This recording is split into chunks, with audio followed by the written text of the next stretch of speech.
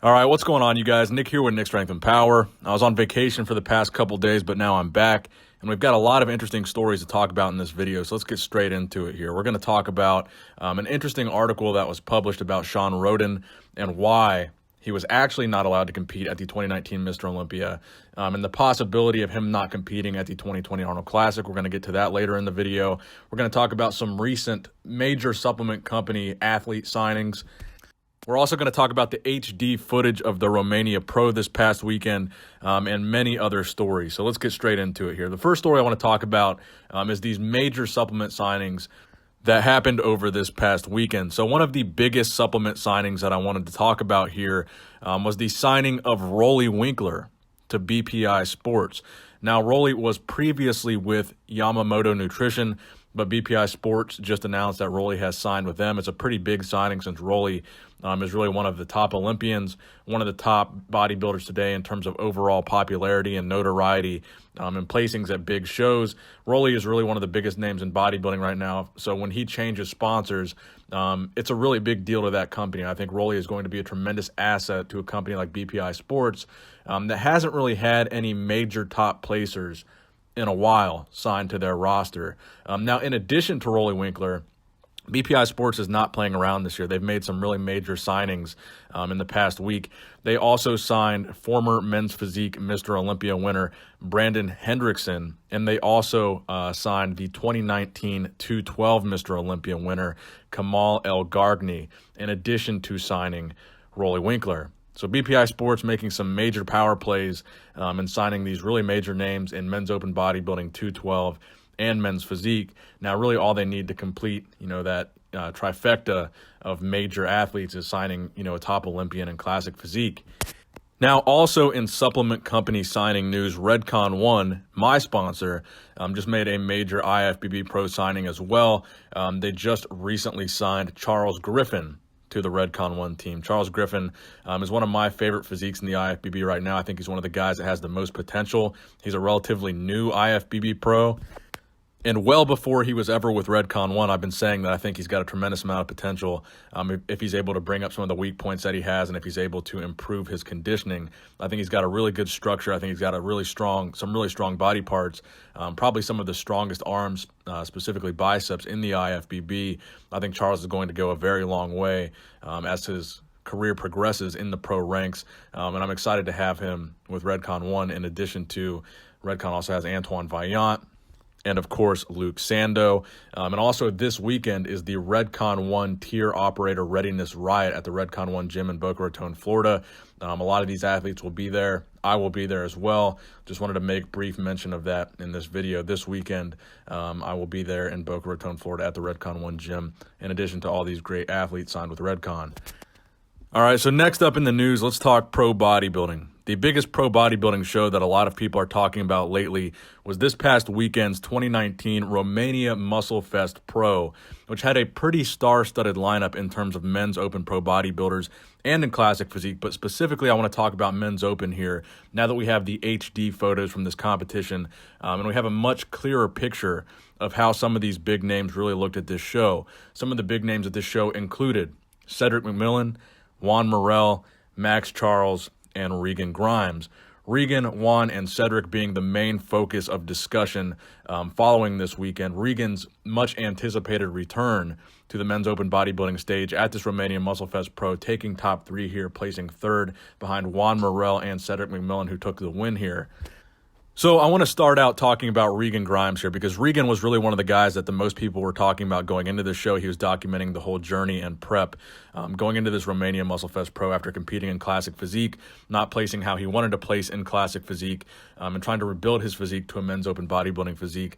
Most people were talking about Regan going into this. So now that we have the HD photos, and these photos are courtesy of NPC News Online, I wanted to talk about how Regan looked here, because I saw a lot of social media posts and social media commentary following this weekend, specifically about Regan Grimes, saying that people think he missed the mark. Now, I want to remind people, show you guys these photos of how Regan looked in classic physique before you look at these photos of how he looked in his return to men's open bodybuilding.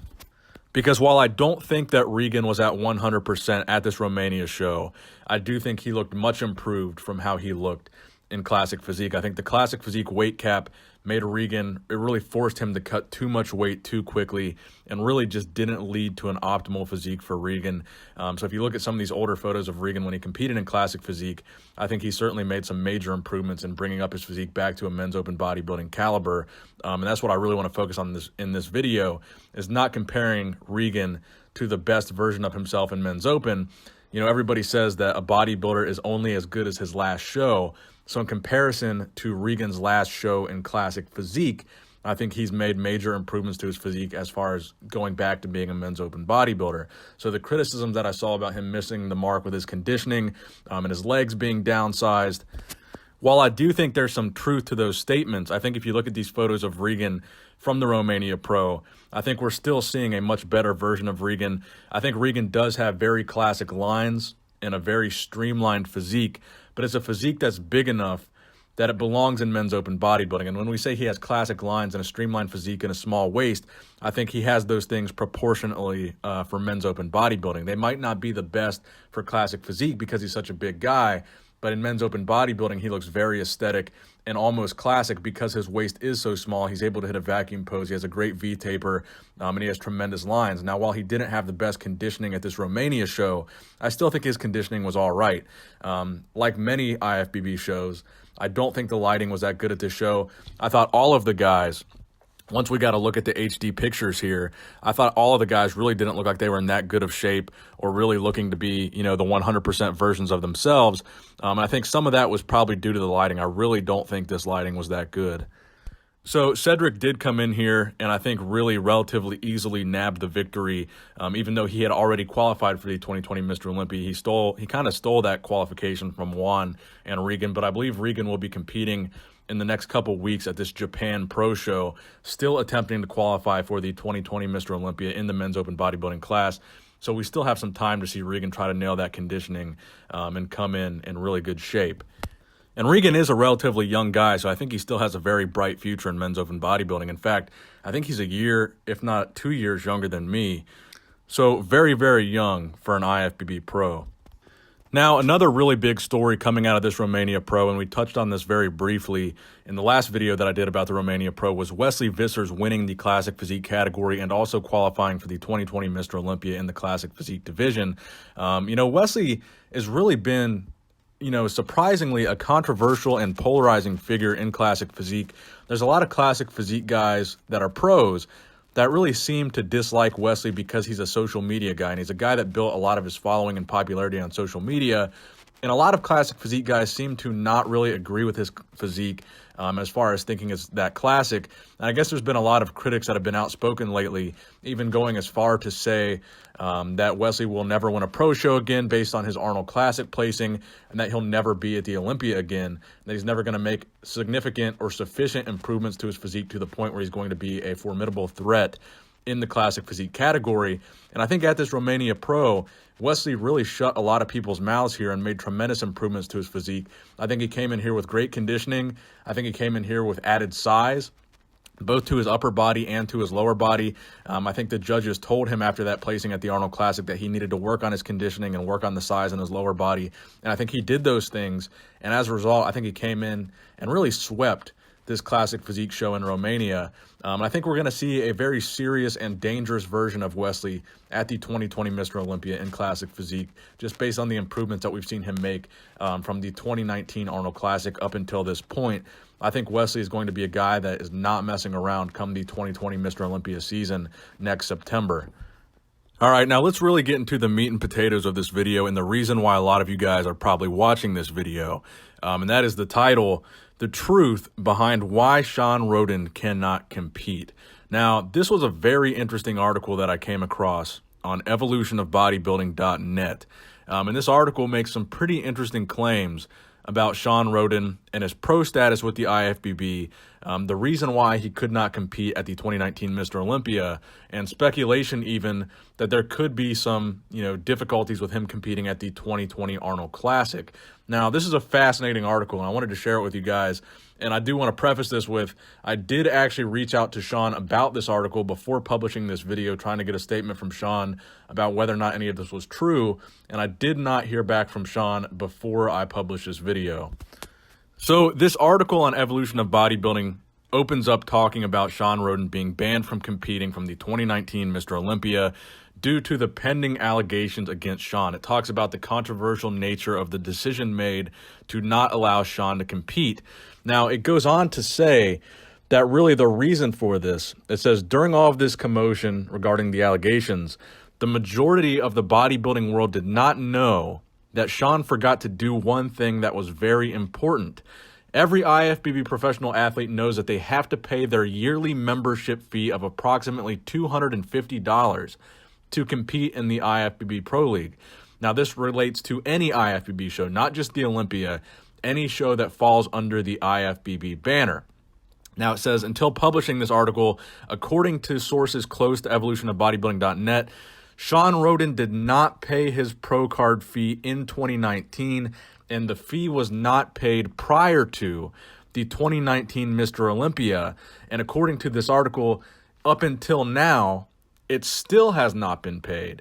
So technically, up until this point, Shawn can't compete in the IFBB until this fee is paid, regardless of any pending allegations against him. This, IFBB professional status fee is coming first and foremost as the reason why he can't compete. So while a lot of blame was levied on the Olympia and the IFBB when Shawn Rhoden was not allowed to compete at the 2019 Mr. Olympia because of these allegations, this article is claiming that what people didn't know about him not being allowed to compete was that he had not paid these professional fees associated with being an IFBB pro bodybuilder. Now, where this article gets really interesting, you guys might remember maybe a few days ago, Shawn Rhoden and the Arnold Classic official Instagram page and the website published this official poster of Shawn Rhoden and Big Ramy, which generated a tremendous amount of hype for the 2020 Arnold Classic, with the title in bold, "They're back. Rhoden and Big Ramy return to the 2020 Arnold Classic." And it's this big promotional poster for the 2020 Arnold, speculating or promoting, I should say, this rivalry between Big Ramy and Shawn Rhoden because they're supposedly going to compete at the 2020 Arnold Classic. So everyone, including myself, assumed that this was like official confirmation from the Arnold Classic that Shawn Rhoden will be there and Big Ramy will be there. And now that it's on a poster, it's official. Now, what I did not know was that according to this article, this poster was actually pulled down from the Arnold Classic's social media and their website. And this article is claiming that the reason for this poster being pulled was that Shawn Rhoden still has not registered to compete for the 2020 season due to the fact that he has still not paid these pro card fees. So according to this article, technically what this is saying is as of right now, because of these pending fees and not the pending allegations against Shawn, this could preclude him from competing at the Arnold Classic in March of 2020 if he does not fix the problem with these fees. And again, if what this article is saying is true, effectively what that means is as of right now, Shawn Rhoden is not currently a member of the Pro League because he does not have his pro fees taken care of. So regardless of what decision David Pecker and the Olympia had made, Shawn would not have been able to compete at the Olympia regardless because he had not paid the fees.